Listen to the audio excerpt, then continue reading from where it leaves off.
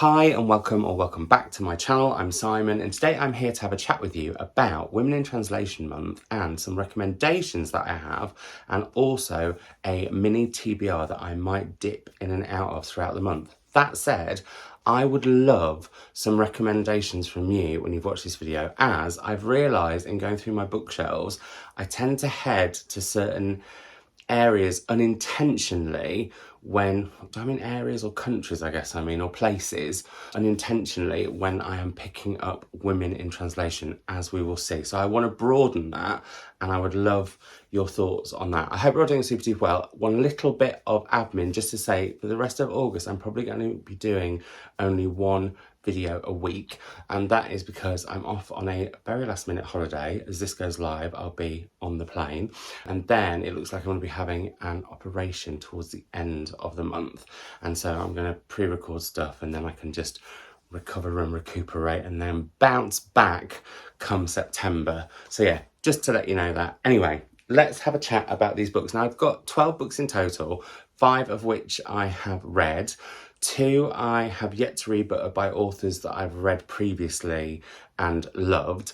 And then 5 that I've got on my shelf, got off of my shelves, that I haven't got to yet. And then, like I said, I would love a list in the comments below of way more. So, first up, we have a book that I read a couple of years ago, I think. It's The Employees, a workplace novel of the 22nd century by Olga Ravn, which is translated from the Danish by Martin Aitken. Lolly Editions always put where the work has been translated from, or the language that it's been translated from, which a lot of publishers don't, and irritates me because I'd like to know. Anyway, they haven't put the translator on the cover though, which is also something that I think all publishers should be doing now, but let's move on. I think I'm preaching to the converted on that one. So what's this about? This is set on a spaceship. It's called the 6000 ship. I tried to make it look nonchalant, but I was looking at the back there casually, I'd forgotten. On this spaceship, we have both humans and humanoids, and they have recently come into they've recently acquired some really strange objects that they're looking at, and through short, sharp vignettes, which is something I absolutely love in writing, they look at what these objects are, and as you go on, you can't work out whether it's the humans telling you this or the humanoids, which is kind of part of the point, and then leads to the question of what makes us human, what doesn't, and things just get a little bit more weird and sinister as it goes on, and I thought it was absolutely fantastic. I have Olga's newest translated novel. I don't know whether it's her second novel or not, but it's called My Work, and I'm hoping to get to that in due course. But I purposefully haven't picked 2 books by the same author because I want to kind of give a bit more diversity where I can. Then we have a short story collection that I absolutely loved, and this is the Australian edition, which cover I just think is amazing. It's Apple and Knife by Intan Paramaditha, and this is translated by Stephen J. Epstein. Now, I don't know what the language is from, however, Intan is from, I believe, Indonesia. These are perfect if you like a short twisted tale. Quite a lot of them have a dark fairy tale vibe about them. They're all very other in different ways, and I was just hooked by it. I really want to read her novel, which is a choose your own story novel. I was going to say adventure because they're the ones that I used to read when I was younger. You know, you turn, if you decide to do this, turn to page 56. If you decide to this, turn to page 72, etc. And that's what her novel does, which I think sounds amazing. I've had it on my shelves for a while and really should have got to it. Anyway, very much a recommendation from me if you're looking for a short story collection. And actually, sometimes I think short story collections in translation can give, I don't know, why do I feel they can give more of a flavour? I guess it's that condensed thing. Maybe, maybe not. Am I talking gobbledygook? Am I just thinking of flavour and condensed milk? Quite possibly. I really like condensed milk. Anyway, then we have an author that is probably a bit of a like, oh, of course you're going to mention this author. Everyone talks about this author. It's Elena Ferrante, and this is The Lost Daughter. Now, I have to say, I have struggled with Elena Ferrante. I thought that the first in her Neapolitan series was okay. I didn't dislike it, but I didn't really love it, and I haven't gone on to the others.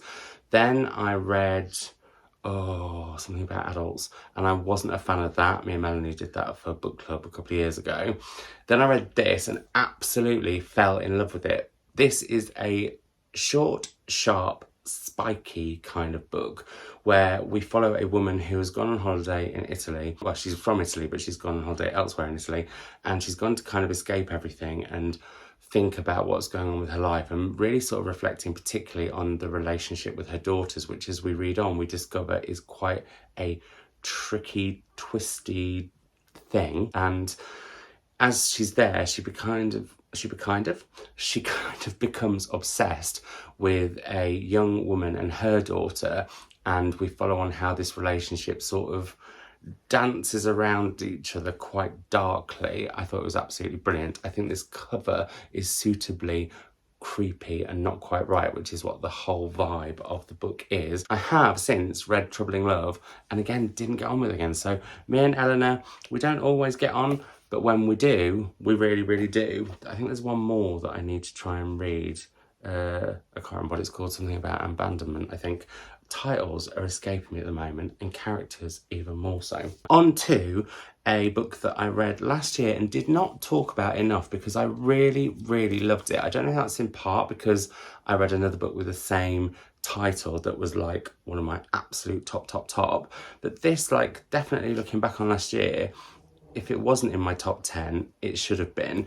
It's Violets by Kyung-Sook Shin, translated by the wonder that is Anton from Korean. And this starts in the 1970s in Korea when we meet San. Have I got that character title? Yes. Sometimes I do get characters' names right. We meet San when she's quite a lonely young woman, and something happens that really changes everything for her, both in kind of an awakening but also in a sort of shunning and making her more of an outsider. We then meet her 20 years later when she is working at, well, she's just got a job at a flower shop, and in getting this job she gets to meet a big cast of characters from society, and this makes her look at herself, look at her where she is within the world, or where she kind of feels outside of everything. And it's one of the most heartbreaking yet fascinating looks at what it is like to be other and different and on the outside and isolated and quite lonely, and how something from your childhood can create that to happen to you, or for you to shut off in a way, and how difficult it'd be to kind of come back into the world from that. And I just thought it was such a beautiful, not even brutally beautiful, actually. There's something, I can't quite think of the words, but it was it's such an interesting character study that also just looks at who we are as people and how we can ostracize people, or sort of fob people off, or allow ourselves to be fobbed off. And yeah, there's a lot that I really, really, really liked about this book. In fact, I kind of feel like I want to reread it, but actually what I should do is read Kyung-Sook Shin's latest novel, which has come out quite recently, which Anton has translated as well.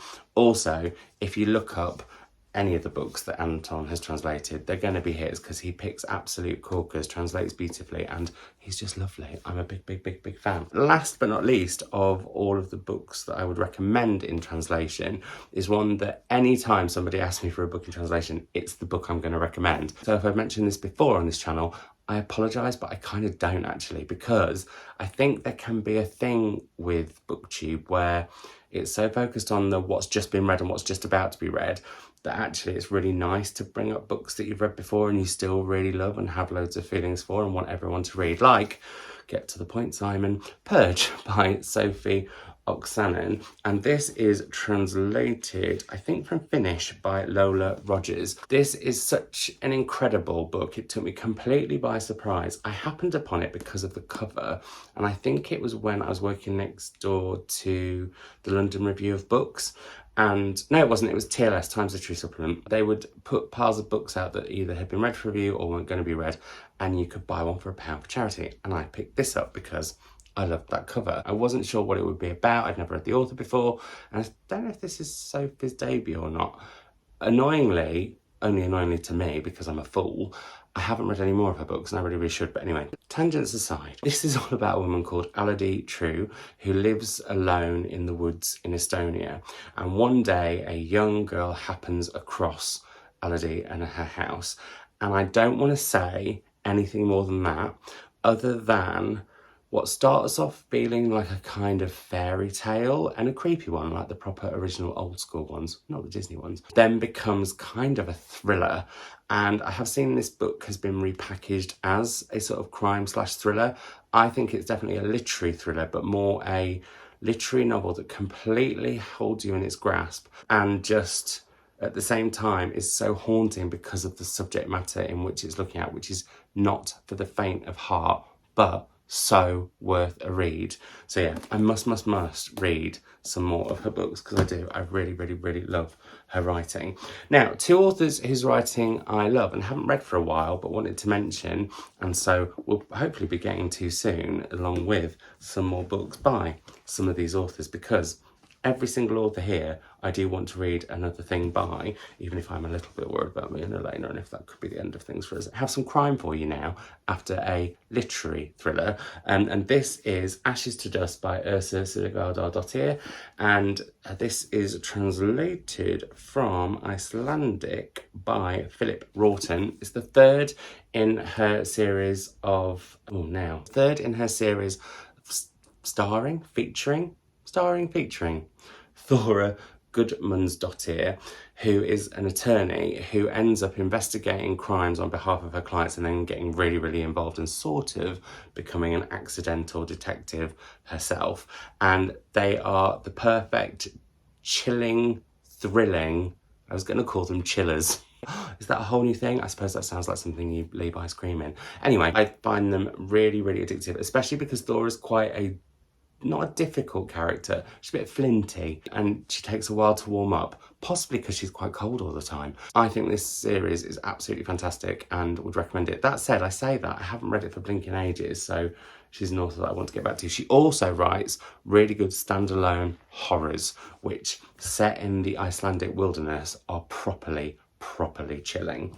Then we have Han Kang's Greek Lessons. And this is translated from Korean by Deborah Smith and Emily Ye Won. This is where, when I was looking through, I realised that a lot of the books in translations I have on my shelves are either from Korea, Japan, China, or France, which we'll come up to shortly. I've got a couple of Italian. They're the ones like I've got the most of. Kang, this is her fourth book. I have read The Vegetarian and The White Book. I haven't read Human Acts and I don't know why, but this is the one that I fancy getting to next, or maybe I should go back to Human Acts. I don't know. It's only just come out this year. I don't know anything about it, but I love her writing so much. I will just read whatever she writes. And actually, I know why I haven't read Human Acts yet, because I was waiting for the next book to come, because I always like, if I've got an author that I really like, or even love, I will savour a book of theirs to the side until I know that there's another one coming. So I'll either get to this one or Human Acts. We'll see. Let me know in the comments below which one you think I should head to first. Then on to 5 books by authors I haven't read before. The first of which is translated from the French, as I was mentioning, by Marc Polizzotti. It's Scholastique Mukasonga's Kibogo. I have got Our Lady of the Nile on my shelves too. This one, though, I've heard less about, but I feel like might be more me. It says, Kibogo's story is reserved for the evening's end when women circle a fire drinking honeyed brew. One storyteller weaves the old legends of the hillside, stories that church missionaries have done everything in their power to expunge. Kibogo's tale is at once an origin myth, a celestial marvel, and a source of hope. And for the white priest who spritz holy water on shriveled trees, is considered forbidden, satanic, a witch doctor's hoax. I think that just sounds incredible. That actually kind of makes me just want to sit and read it now, but I won't. I'm going to carry on making this video. So then we have an author who has been much praised, has won the Nobel Prize in Literature, and has won the International Booker, I want to say. It's Drive Your Plough Over the Bones of the Dead by Olga Tokarczuk. I always worry that I say that really wrong. It's translated from the Polish by Antonia Lloyd-Jones. And this is going to be my definite first in with Olga's books because I've heard it's not a thriller and it's not a crime novel, but it has a crime and thriller element to it, which I think gives it a kind of propulsion. I think it also looks at all sorts of things. I mean, on the back it says it looks at our perceptions of madness, injustice against marginalised people, animal rights, and the hypocrisy of traditional religion, belief, and predestination. Apparently it caused a political uproar, so I'm all for that one I'm very excited for. Then we have another short story collection, one that I have not read yet, but I'm really keen to. In fact, I want to read everything by this author, and she's another author who has, well, I bought all of their books and they've sat on my shelves, or I have all of their books and they're sat on my shelves and just haven't got around to yet, and I don't know why. It's a very silly thing, and at some point I should do a vlog trying out those authors. Anyway, who is it? It is Mariana Enriquez, and this is Things That We Lost in the Fire, and this is translated by Megan McDowell from Spanish. And yeah, I've just heard that she writes really quirky, a bit like I was saying actually about Apple and Knife, or quite otherworldly, odd, weird, fairy tale, fantastical short stories. And I know her chunkster of a novel is, I think, about werewolves. So yeah, I'm very excited for all of her writing to come. Penultimately, the book that I'm actually going to be picking up after I have finished making this video, and that is My Husband by Maude Ventura, which is translated by Emma Ramadan from the French. And this I got recommended by Gino Dawson when I caught up with her over coffee when she was in Liverpool, and she was raving about this and saying it was the best book she has read in a while. And so I was like, well, I'm instantly like totally intrigued. I've heard it's about a unnamed narrator who is kind of obsessed with her husband to an unhealthy level, and then when she feels like she isn't being treated quite the way she should be, or is seeing things that he's doing that she doesn't quite like, she starts to punish him, initially with little small things, and then it gets bigger and more twisted as it goes along. And that sounds like my kind of book. Alice Slater has also raved about it, who I think always does great book recommendations. Moving on to my final TBR pick, but I've got shelves of them, and I'm hoping you're going to come up with some books that I want to get my mitts on, especially as I will be in Europe actually over the next week, and I'm hoping to go to a few bookshops where I'll be able to buy more books in translation. This is some non-fiction that is by another author that I have all of the books of that have been translated so far, but I haven't got around to reading any of them yet. Shame on me. But this is their first non-fiction in translation, which I saw over on Benjamin Green's channel. I'll link it down below.